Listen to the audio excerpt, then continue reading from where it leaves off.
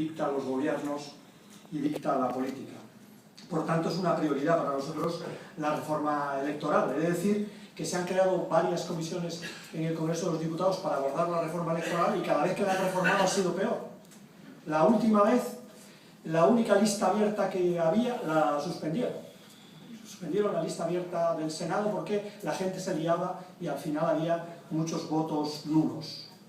Esa fue la razón, pero para que veáis, no solamente es la ley DONT, es la circunscripción provincial, es la falta también de representación proporcional, es el modelo de las listas, es la cooptación de los partidos, todas esas cosas que está reflexionando el movimiento 15M, que iba reflexionando la izquierda y que ha reflexionado también el movimiento sindical, en ese sentido de decir que me he referido a las cumbres sociales y me he referido a la importancia de las huelgas generales, fundamental en la contestación a la política del gobierno, incluso a la política del gobierno anterior, la política del gobierno de Zapatero. En relación a la financiación de los partidos, yo creo que tenemos fundamentalmente un problema en la financiación de los partidos y es el modelo, antes hablaba del modelo del sistema electoral, diría de procedimiento electoral. Es decir, es un modelo generador de deuda imparable de los partidos. Cada vez que hay una convocatoria electoral, los partidos se endeudan hasta las cejas. Y como consecuencia de ese endeudamiento se dan todos los problemas. Es decir, hay un problema y luego sus consecuencias. Y yo creo que el problema fundamental es el proceso electoral, que se ha convertido en un proceso de marketing electoral carísimo, en un proceso de marketing de consumo, que finalmente lastra desde el punto de vista económico a los partidos y ata a los partidos, a las entidades financieras que financian esa deuda, ¿no? Por lo tanto, financiación hemos defendido siempre pública, no financiación a través de las empresas, ¿no?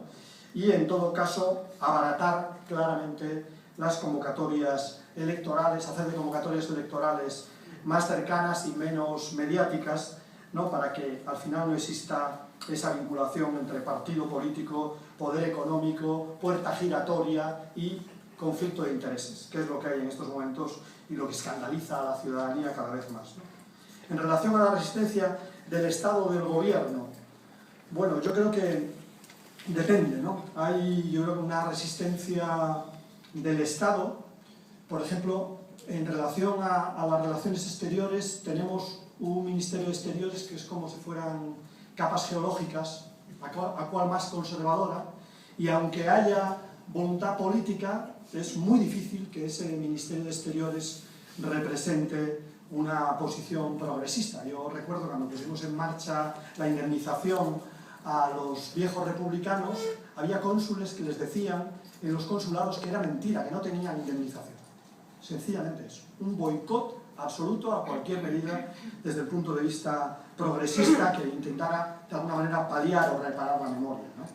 Y en ese sentido, bueno, pues hay resistencias del Estado, no le digo nada del Poder Judicial, no quiero aquí sustituir a los que conocen el Poder Judicial, pero creo que el Poder Judicial también ha demostrado en determinado momento histórico su resistencia, creo que ha sido escandalosa en relación al proceso de paz, no se lo hemos pasado por la nariz, pero se lo podemos pasar, o su resistencia a través del Tribunal Constitucional en relación al Estatuto de Cataluña. Y ahora dirán que no tiene nada que ver con la independencia de Cataluña, cuando tienen una grave responsabilidad política en la dinámica que se ha creado en Cataluña y en la frustración de Cataluña con respecto a su papel en el Estado. ¿Qué trabajo les hubiera costado reconocer la plurinacionalidad de este país? ¿Qué trabajo?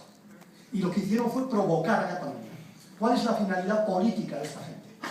La finalidad política, yo creo que a veces es dificultar las cosas, por tanto ahí hay una resistencia, como también hay una resistencia por parte del gobierno. Y en ese sentido respondo a otra pregunta, y es verdad que hay una política desde el punto de vista, vamos, voy a reflejarla en la Ley Wert. La Ley Wert es un conglomerado perfecto de política neoliberal en términos económicos y de conservadurismo ideológico. Las dos cosas al unísono. A mí los liberales en Twitter me dicen que cómo digo esas cosas, que es un sacrilegio hablar de liberalismo y conservadurismo. Pues no, liberalismo económico y conservadurismo ideológico son las dos ruedas del Partido Popular. No es capaz de hacer las dos cosas sin que se le mueva una ceja. En la ley Wert y en otras leyes, la ley de aborto, por ejemplo, la ley de aborto, están copiando la ley alemana, porque ahora hay que ser alemán en este país. Para ser algo, en el Congreso de los Diputados hablas de pensiones, pensiones alemanas, señor Llamazares. Hablas de sanidad, sanidad alemana, señor Llamazares, ¿no? Y en la ley de aborto lo mismo. ¿Cuál es la diferencia? La diferencia es que ya no va a ser una decisión de la mujer, que va a ser una decisión profesional, y en segundo lugar, ¿sabéis cuál es el secreto? La parte liberal. Es decir, que va a ser pagando. Ese es el modelo. Ese es el modelo alemán. Por tanto, combinación perfecta entre liberalismo a ultranza y conservadurismo.